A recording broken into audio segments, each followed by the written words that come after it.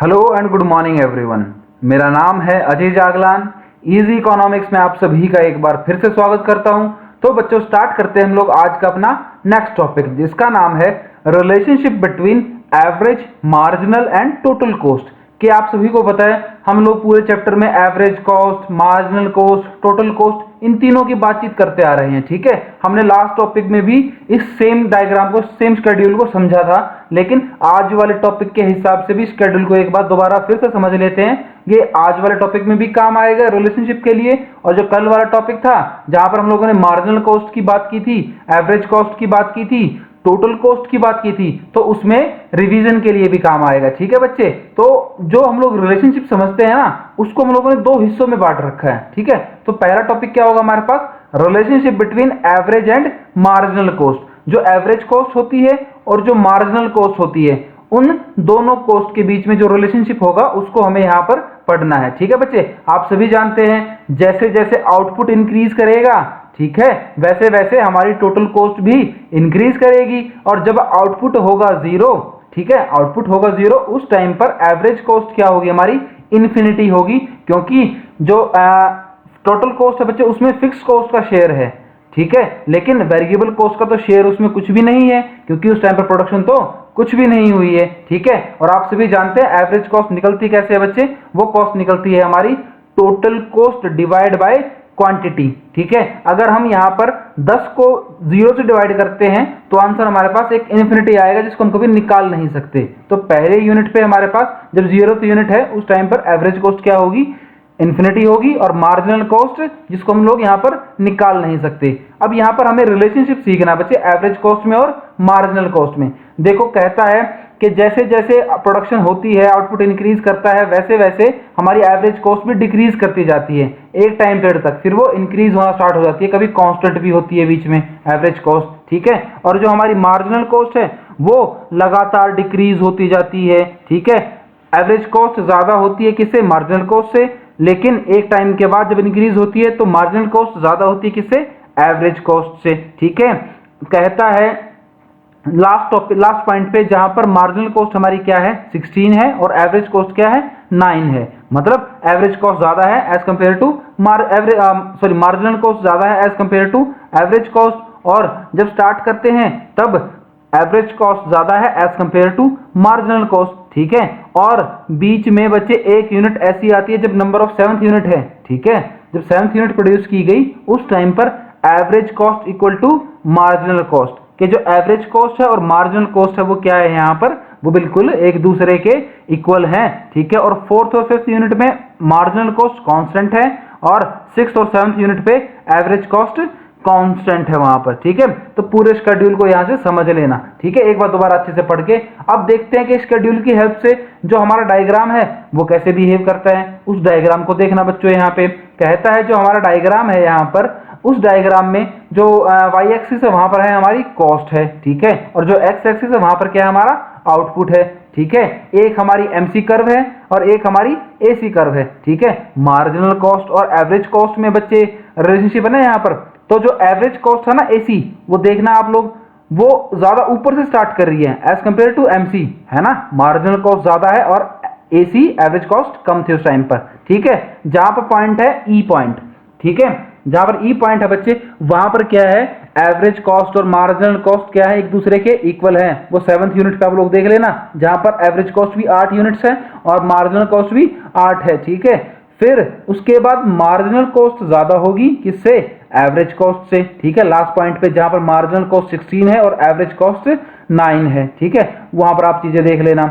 इस चीज आपको मैं एक बार इसकी दोबारा चीजें समझा देता हूं। कहता है व्हेन एसी इज फॉलिंग, जब एसी डिक्रीज कर रही है, ऊपर से नीचे आ रही है, एमसी ज्यादा है एज कंपेयर एमसी कम है as compare to AC. When AC is rising, जब एसी राइज कर रही है दोबारा, उस टाइम पर एमसी ज्यादा है किससे, एसी से। When AC is constant at point E, E point पे एसी क्या है, कांस्टेंट है, एमसी इक्वल टू एसी है। MC is always left to AC, MC हमेशा एसी के लेफ्ट में रहेगी, मतलब एसी से ज्यादा रहेगी जब इंक्रीज करेगी। ठीक है, एंड कहता है AC from its lowest point, कहता है जो एसी की कर्व स्टार्ट करती है वो हमेशा लोवेस्ट पॉइंट से स्टार्ट करती है, किसके कंपेयर में, एमसी के कंपेयर में। ठीक है, ठीक है बच्चे, कहता अब पूरे इन तीनों को, पूरे डायग्राम को हम लोग 3 टॉपिक्स में डिवाइड कर लेते हैं, सारी सिचुएशंस को समझते हैं। When AC falls MC is lower than AC. आप पूरे शेड्यूल को समझ चुके हैं कि जब एसी गिरती है, एसी डिक्रीज कर रही है, उस टाइम वो किससे कम होती है बच्चे? MC is lower than AC, वो एसी से कम होती है। पूरे शेड्यूल को देख लेना आप। व्हेन एसी फॉल्स, एसी गिर रही है ऊपर से, तो MC is lower than AC, MC किससे कम है? एसी से कम है। ठीक है, डायग्राम को देख लेना एक बार, ये पूरा का पूरा यहाँ पे डिस्क्राइब कर रखा है बच्चे मैंने। ठीक है, अगले टॉपिक में हम लोग इस चीज को देखते हैं।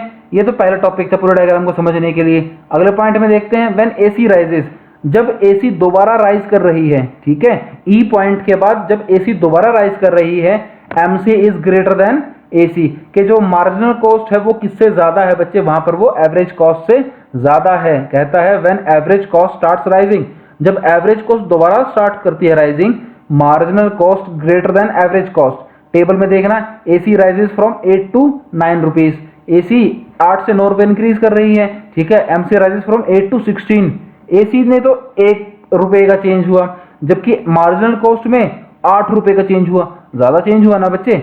आप फिगर में देखना, AC starts rising from point E and beyond E MC is higher than AC. Third point में कहता है वो, when average cost does not change, जब एवरेज कॉस्ट चेंज नहीं करती, मतलब कांस्टेंट है, MC is equal to AC, उस टाइम पर एमसी किसके बराबर है? एसी के बराबर है। मार्जिनल कॉस्ट एवरेज कॉस्ट के इक्वल है।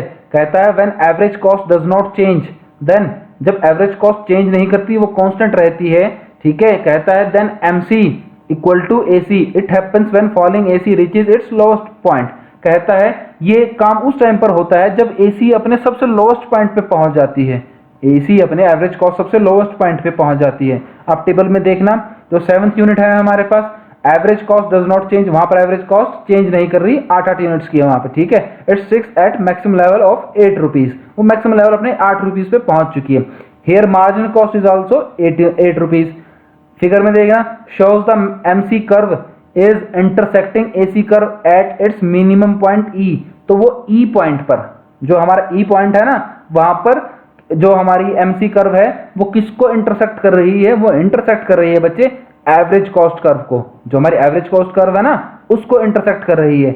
जिस पॉइंट पर वो एक दूसरे को काटती हैं, जिस पॉइंट पर मार्जिनल कॉस्ट और एवरेज कॉस्ट की कर्व एक दूसरे को काटती हैं, उस पॉइंट को कहा जाता है बच्चे इक्विलिब्रियम पॉइंट। इक्विलिब्रियम का मतलब क्या? वहां पर दोनों में क्या है? बैलेंस है। बैलेंस कैसे बच्चे? कि दोनों वहां पर क्या है? एक दूसरे के बिल्कुल इक्वल हैं। मतलब average cost equal to marginal cost, जितनी एवरेज कॉस्ट होगी मार्जिनल कॉस्ट भी उतनी ही होगी। ठीक है, दोनों यहां पर एक दूसरे के बिल्कुल इक्वल हैं। ठीक है, आगे कहता है वो हमारे पास कि अब दूसरा, जो पहला था रिलेशनशिप किसके बीच में? एवरेज कॉस्ट और मार्जिनल कॉस्ट के बीच में। अब दूसरा रिलेशनशिप सीखते हैं यहाँ पे, टोटल कॉस्ट और मार्जिनल कॉस्ट के बीच में रिलेशनशिप। ठीक है, वही वाला डायग्राम है, उसको एक बार से देख के, तो सॉरी वही वाला शेड्यूल है, उसको एक बार देख के आप रिवाइज कर लेना, उसको ये रिलेशनशिप समझ लेना। मैं आपको यहाँ पर पॉइंट्स में करा देता हूँ। कहता है marginal cost estimated as the difference between total cost of 2 successive unit of output. कहता है मार्जिनल कॉस्ट को समझा जाता है कि जो 2 यूनिट है ना टोटल कॉस्ट की, दो एस्टिमेट की गई 2 यूनिट्स, उन दोनों के बीच में जो 2 सक्सेसिव यूनिट्स है, उन दोनों के बीच में डिफरेंस किसको माना जाता है? मार्जिनल कॉस्ट को। ठीक है, एमसी को निकालने का फॉर्मूला है TCN माइनस TCN माइनस 1। ये फॉर्मूला हम बहुत बार डिस्कस कर चुके हैं। ठीक है, कहता है अब रिलेशनशिप देखना यहाँ पे, व्हेन एमसी इज डिमिनिशिंग, जिस टाइम पर एमसी गिर रही है, TC increases at diminishing rate, उस टाइम पर टोटल कॉस्ट इंक्रीज तो कर रही है, लेकिन उसकी स्पीड कैसी है? उसका रेट कैसा है? डिमिनिशिंग, घटता हुआ रेट है। वो इंक्रीज कर रही है पर घटती हुई स्पीड से, स्लो स्पीड से। व्हेन एमसी इज राइजिंग, जिस टाइम पर एमसी राइज कर रही है, मार्जिनल कॉस्ट राइज कर रही है, TC increases at an increasing rate, उस टाइम पर टीसी इंक्रीज कर रही है। मतलब दोनों में क्या है? जब एमसी कम होगी तो टीसी इंक्रीज करेगी पर डिक्रीजिंग रेट से, जब एमसी राइज करेगी उस टाइम पर टीसी राइज करेगी इंक्रीजिंग रेट से। When MC reaches eight lowest point, जब मार्जिनल कॉस्ट लोएस्ट पॉइंट पे पहुंच चुकी है, पॉइंट क्यू पे पहुंच चुकी है, टीसी स्टॉप्स इंक्रीजिंग, उस टाइम पर टोटल कॉस्ट ने इंक्रीज करना बंद कर दिया एट डिक्रीजिंग रेट्स। वो डिक्रीजिंग रेट से उसने इंक्रीज होना कम कर दिया, बचे बंद कर दिया वहां पे। ठीक है, वो पॉइंट कौन सा हमारे पास? पॉइंट है क्यू स्टार का पॉइंट है वहां पे, ठीक है। और एक चीज और समझना है यहाँ पे, MC is the rate of TC, ये हम लोग पहले डेफिनेशन में भी क्लियर कर चुके हैं कि MC क्या है, रेट ऑफ TC है कि किस स्पीड से TC इंक्रीज कर रही है, वो MC बताता है हमें, ठीक है।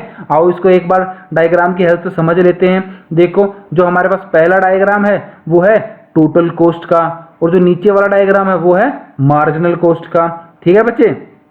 ओरिजिन से स्टार्ट होनी चाहिए, लेकिन ओरिजिन से स्टार्ट ना होके जो हमारी टोटल कॉस्ट है वो ओरिजिन से थोड़ी ज्यादा पे हो रही है। क्यों? क्योंकि वहां पर आता है बच्चे आपकी जो फिक्स कॉस्ट है वो वेरी करती है वहां पे, क्योंकि जो पहली यूनिट प्रोड्यूस हुई उस टाइम पर वेरिएबल कॉस्ट तो थी 0, लेकिन कुछ ना कुछ फिक्स कॉस्ट तो थी हमारे पास, इसलिए वो ओरिजिन से स्टार्ट ना होके ऊपर से स्टार्ट हुई है, स्टार्ट होगी वहां से, टीसी कर्व हमारी पहुंच गई अपने लेवल तक, ठीक है। उसके जस्ट नीचे देखना जहां पर MC भी ओरिजिन से स्टार्ट नहीं हुई, क्योंकि वो कभी भी नहीं होगी, ठीक है। वो डिक्रीज करके फिर से इंक्रीज कर रही है।